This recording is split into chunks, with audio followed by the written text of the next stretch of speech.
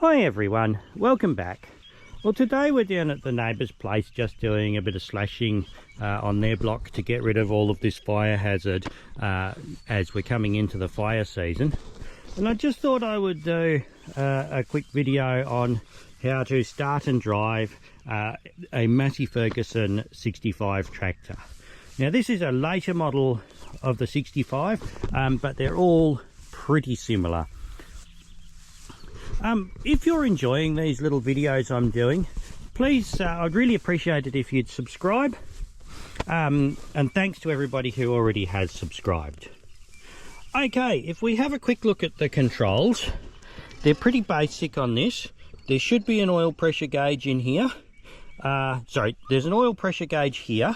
There should be a temperature gauge over here and a tacho in here to tell you how fast your engine's running. Tacho doesn't work on this one. On this side we have a clutch pedal here, and this is the lever here to put the 3-point link to put the PTO in and out of gear to run the slasher. Now you can move this lever in two directions. If you pull it back, that connects the PTO to the engine, so whenever the engine's running and the clutch is out, your PTO will be running. If we push it forward to this position here, your PTO is locked then to the wheels, so the PTO is only turning when you are moving, when you're driving along. We normally use them in the rear position here when it's locked to the engine, so we've got to push our clutch down to put that in and out of gear. Under here we have our stop, engine stop, so pull it out to turn it off, push it back in before you start it. This little lever here under the seat cushion is for your rear hydraulic remotes. We then have a high and low range lever here with neutral in the middle. Now these tractors have a neutral lockout on this lever here, so before we turn the key to start it, we need this in neutral. Most of them don't work anymore, but it's a good idea still to have them in neutral. This is our main gearbox here. We have reverse, first, second and third gear. If we wander around the other side now,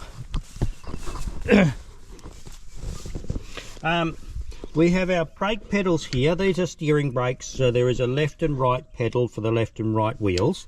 At the moment they're locked together so they both work together, but if we pull this lever around in here, they're independent and we can just use one at a time.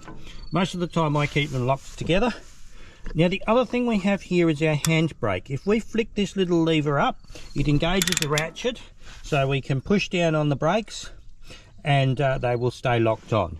If we just flick it back to the first little notch there, then when we next stand on the brakes, it flicks out and the brakes come off. We have a diff lock lever down here if we're in boggy ground. Here we have our 3-point linkage up and down for the slasher on the back to raise and lower that, and these levers here are for the draft control. We don't use them a lot, but yep, they're there to control your 3-point linkage draft. So if we go around the back here,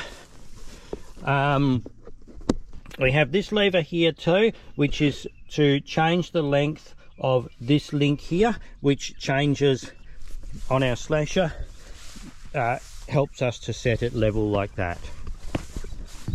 This is the PTO shaft coming out here, the power takeoff shaft running back to the slasher, and these are the 3-point linkages here. Our rear hydraulic remotes are here. They haven't been used for a very long time on this tractor. Okay, so we're up on the operator's platform now.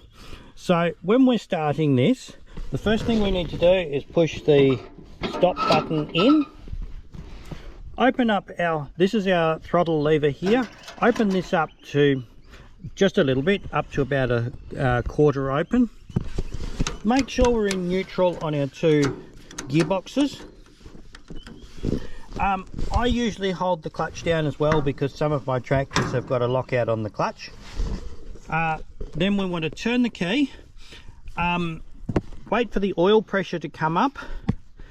Then we're going to use this lever down here to put the slasher into gear. And we need the clutch down for that. So then we can let the clutch out and let our slasher run up to speed. And we're going to open up the throttle a little bit more. Now, our tacho, it doesn't work on this tractor, but it has a spot on here marked at the right speed for the PTO. It doesn't matter too much just for the slasher, but if we're running a hay baler or a harvester or something like that, we want it running at the right speed, because the knotters in the balers and things like that tend not to work properly if they're running at the wrong speed. So once it's running up to the right speed, we can put our tractor into gear and head off and do a bit of slashing.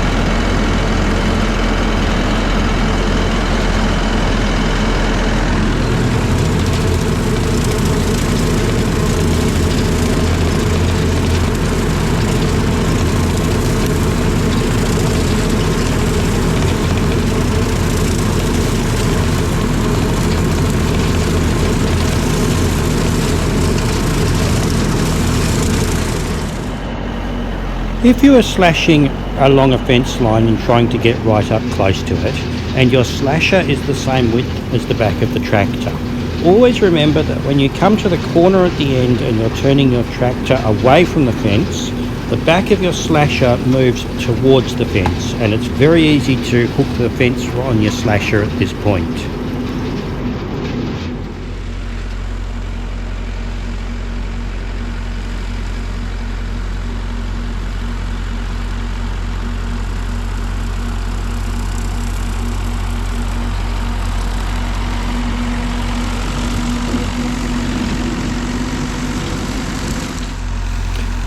Thanks very much for watching. I hope you found this little video useful, and I hope to see you all again next time.